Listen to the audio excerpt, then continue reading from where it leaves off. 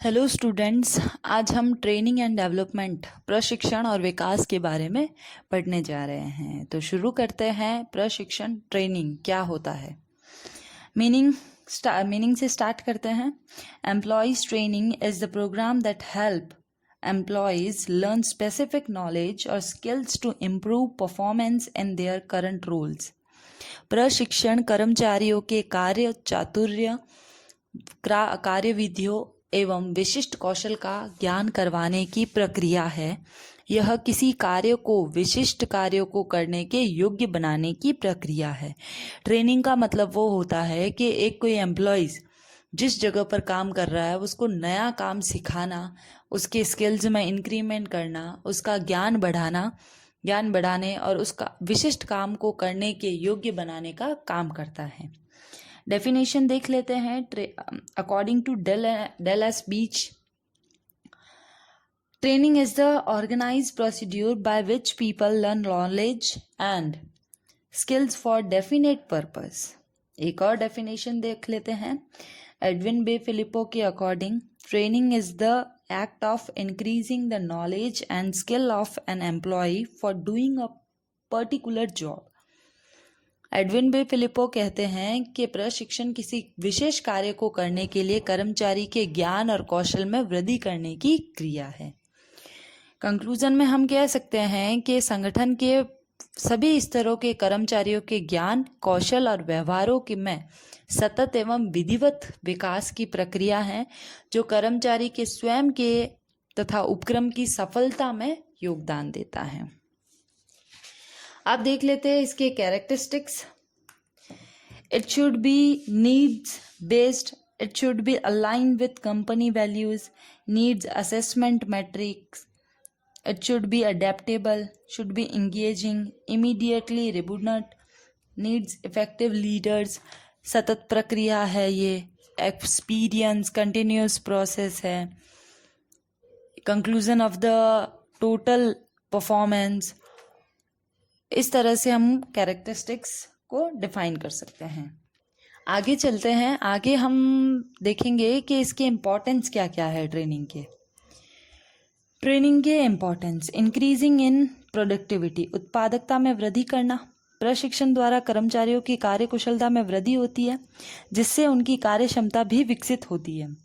यह सभी उनके अनुकूलतम प्रयोग को सुनिश्चित करती है तथा इससे उत्पादकता में वृद्धि होती है। इसका प्रभाव उत्पादन की मात्रा एवं किस्म में सुधार के रूप में परिलक्षित होता है। देन उसके बाद है इम्प्रूव्ड परफॉर्मेंस, निष्पादन के स्तर में सुधार हो सकता है, नए कर्मचारियों के निष्पादन में वृद्धि हो सकती है, कार्यकुशलता को बढ़ाया जा सकता है। फिर है आपका बेटर क्वालिटी, बेहतर गुणवत्ता मिल सकती है। फिर है आपका रिडक्शन एंड सुपरविजन कॉस्ट, निरीक्षण लागत में कमी आती है। फिर है प्रिवेंट्स मैन पावर ऑब्सोलेंसेस, मानव शक्ति अप्रचलन में कमी, संगठन में कर्मचारियों की आयु, मानसिकता एवं नवीन परिवर्तनों को स्वीकार करने से संबंधित सीमा के कारण मानव शक्ति का अप्रचलन, यानी कि जिस तरह से इनोवेशन के थॉट्स खत्म होने लगते हैं वैसे वैसे नए लोगों को आने का मौका मिलता है। फिर है आपका सेविंग ऑफ टाइम, समय की बचत होती है।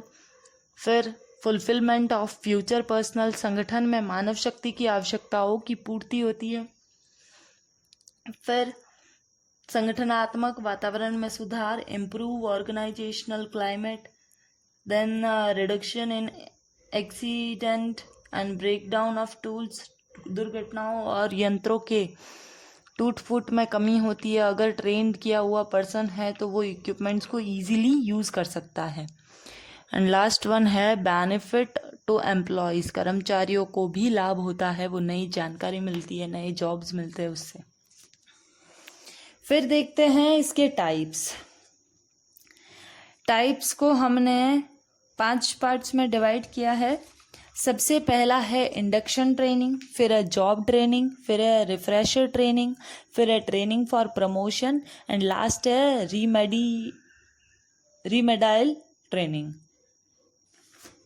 सबसे पहले है इंडक्शन ट्रेनिंग। इंडक्शन ट्रेनिंग का मतलब है प्रवेशात्मक प्रशिक्षण।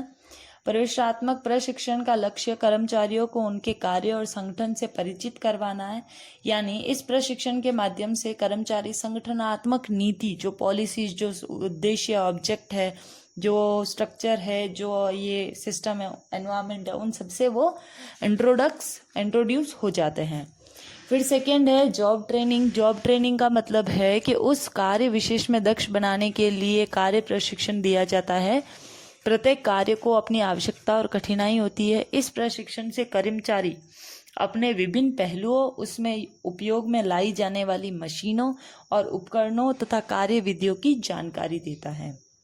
थर्ड है रिफ्रेशर ट्रेनिंग, यानी कि उत्पादन में नवीन तकनीकों और मशीनों के आविष्कार और उपयोग किए जाने के कारण विद्यमान कर्मचारी को वापस से रीट्रेन करने की आवश्यकता होती, ताकि वे बदली हुई जो कंडीशन है उनके अनुसार एफिशिएंसी लाकर काम पूरा कर सके।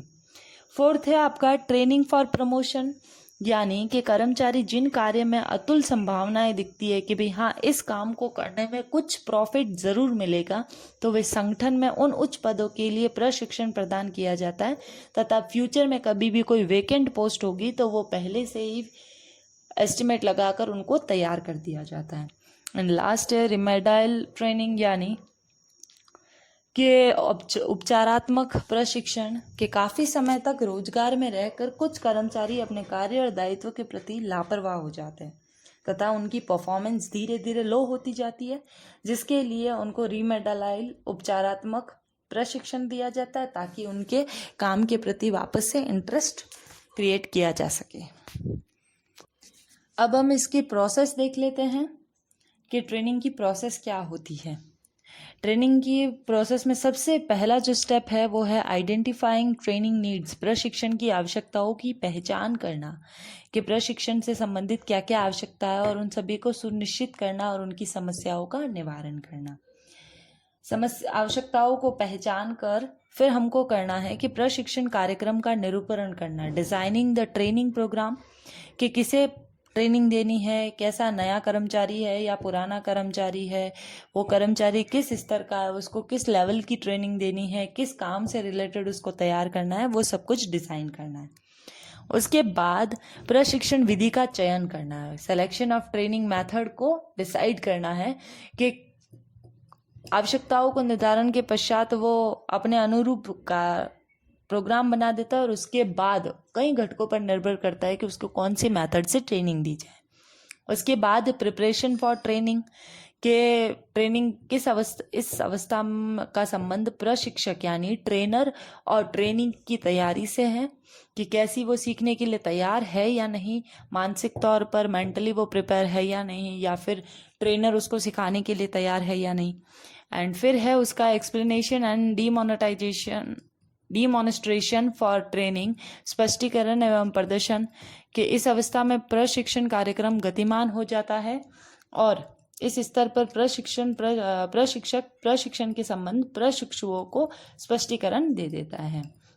फिर है try out performance by trainee, कर्मचारियों द्वारा कार्य प्रयत्न के ट्रेनी प्रयत्न कर रहा है या नहीं, उससे प्रश्न पूछे जाते हैं, क्या उसको काम समझ आ रहा है या नहीं आ रहा है, उसको कितना % काम उसने सीख लिया है ट्रेनिंग में। एंड लास्ट है उसका फॉलो अप करवाना कि उसने अब काम सीख लिया है तो उसका समय समय पर उसको उसकी परफॉर्मेंस को इवेलुएट करना है। उसके बाद है मेथड और टेक्निक्स ऑफ ट्रेनिंग। मेथड और टेक्निक ट्रेनिंग के दो है। सबसे पहला है on the job training method, फिर है of the job training method, यानी कार्य पर प्रशिक्षण विधियाँ या फिर कार्य से पृथक प्रशिक्षण विधियाँ। ऑन द जॉब का मतलब है कि जिस जगह जिस वातावरण में काम कर रहे हैं उसको काम करना है फ्यूचर में, उसी जगह पर उसको सिखाया जाता है। और ऑफ द जॉब मतलब जिस जगह पर काम कर रहे हैं उस जगह पर काम नहीं सिखाया कर वो कहीं और, जैसे लेक्चर्स में, कई सेमिनार्स लगाकर, कॉन्फ्रेंस हॉल में, वहाँ पर वो सिखाते हैं। आइए देख लेते हैं on the job training method. सबसे पहला है जॉब ट्रेनिंग मेथड में ट्रेनिंग और स्पेसिफिक जॉब। विशिष्ट कृत्य पर प्रशिक्षण देना। इस विधि के अंतर्गत कर्मचारियों को विशिष्ट कार्य करते समय ही प्रशिक्षण दिया जाता है। जैसे जैसे वो काम करता है वैसे वैसे उसको दिशा निर्देश दिए जाते हैं, डायरेक्शन दिया जाता है, जिससे वो उस काम को सीख सकता है। सेकेंड है जॉब रिलेशन कार्य आवर्तन, यानी कि विभिन्न प्रकार के कार्य को सौंपकर उसकी योग्यताओं और क्षमताओं को विकसित कर दिया जाता है। जब कर्मचारी एक कार्य के पश्चात दूसरा कार्य करते हुए विभिन्न कार्य करता है तो उससे संगठन विभाग में विभिन्न कार्य करने की पृष्ठभूमि की सामान्य जानकारी हो जाती है। थर्ड है स्पेशल प्रोजेक्ट, यानी विशिष्ट परियोजना। किसी ट्रेनिंग को किसी एक स्पेशल प्रोजेक्ट के अंडर उसको काम करने के लिए रखा जाता है, जिससे वो प्रोजेक्ट के बारे में सीख सके और उस स्पेसिफिक किसी जॉब के बारे में वो सीख कर अपने काम को आगे बढ़ा सकता है। फिर है वेस्टिब्यूल ट्रेनिंग, द्वार प्रकोष्ठ, यानी कि इसमें एक बहुत बड़ा केंद्र स्थापित कर दिया जाता है जहाँ पर इक्विपमेंट्स मशीनरी लगा दी जाती है, जैसे वहाँ पर सारे ट्रेनिंग्स को इकट्ठा करके उनको काम सिखाया जाता है। फिर है मल्टीपल मैनेजमेंट मेथड, यानी कि यह विधि सीमित समितियों के उपयोग के कम अनुभवी प्रबंधकों को उच्च दायित्व के लिए प्रशिक्षित करने के नए विचारों का प्रवाह सुनिश्चित किया जाता है। एंड लास्ट है काउंसलिंग मेथड, यानी इस विधि में प्राय अर्ध कुशल कर्मचारियों या श्रमिकों के कार्य निष्पादन के समय परामर्श देकर उनको प्रशिक्षित किया जाता है।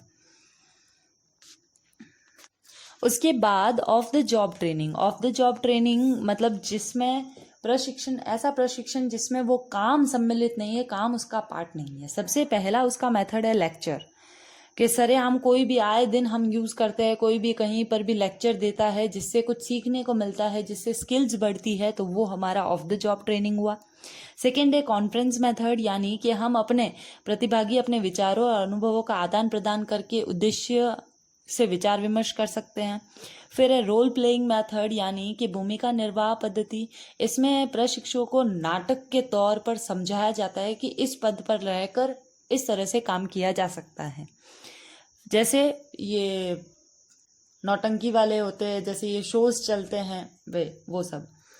फिर है केस स्टडी मेथड, यानी कि समस्या अध्ययन विधि के काल्पनिक समस्याएं बना दी जाती है, इमेजिनरी, उनके ऊपर काम करना पड़ता है। एंड लास्ट है सेंसिबिलिटी ट्रेनिंग, संवेदनशीलता ट्रेनिंग प्रशिक्षण। इसमें प्रशिक्षुओं को वैसा ही अनुभव करवाने का अवसर दिया जाता है जैसा कि प्रबंधक अपने पद पर अनुभव करता है। ये एक विधि ऐसी है जिसमें सदस्यों की व्यक्तिगत व्यवहार के लिए तैयार किया जाता है। इसके बाद हम देखते हैं executive development. Executive development is the whole of the activities aimed at developing the skills and competencies of those that will have executive position in organization. Importance of executive development: it helps in developing better relation with the laborers. Executive development is required to broadens the outlook of managers. It enables manager to face problem related to technology and institution. अब आगे देख लेते हैं इसके method executive development के। First है job rotation, second है under study method, third है multiple management. Of the job technique देख लेते हैं। इंसिडेंट मेथड क्या होता है कि इसमें समस्या को बहुत अलग अलग टाइप की समस्या दी जाती है और उसका पूरा विवरण ट्रेनी को बता दिया जाता है और उस हिसाब से वो समस्या का हल से रिलेटेड प्रश्न पूछता है। फिर है मैनेजमेंट गेम, यानी कि प्रतिस्पर्धा, यानी उत्पादन और विपणन, मार्केटिंग, जो भी इसमें पार्टिसिपेंट 2 दल बना दिए जाते हैं ग्रुप, और उनके हिसाब से उनको गेम के थ्रू ये मेथड करवाया जाता है। फिर है वर्कशॉप मेथड, यानी कि प्रशिक्षु आपस में विचार विमर्श से समस्याओं को हल खोजते हैं और उसके बाद वो अपने ज्ञान और एक्सपीरियंस पर योगदान देते हैं। देन है स्पेशल प्रोजेक्ट, यानी कि प्रशिक्षु प्रबंधकों को अपने विभाग से संबंधित विशेष परियोजना का दायित्व सौंपते हैं। वे परियोजना से संबंधित समस्याओं का अध्ययन करके अपना समाधान सुझाव प्रस्तुत कर सकते हैं। लास्ट है आपका अदर मेथड में प्रबंधकीय विकास के लिए अन्य विधियों में निम्नांकित सम्मिलित है। ब्रेनस्टॉर्मिंग, एक्शन रिसर्च, थर्ड है सेल्फ रीडिंग, फिर है स्पेशल मीटिंग एंड लास्ट है स्ट्रक्चरल इंसाइट। आज की क्लास हम यहीं ख़त्म करते हैं। Thank you.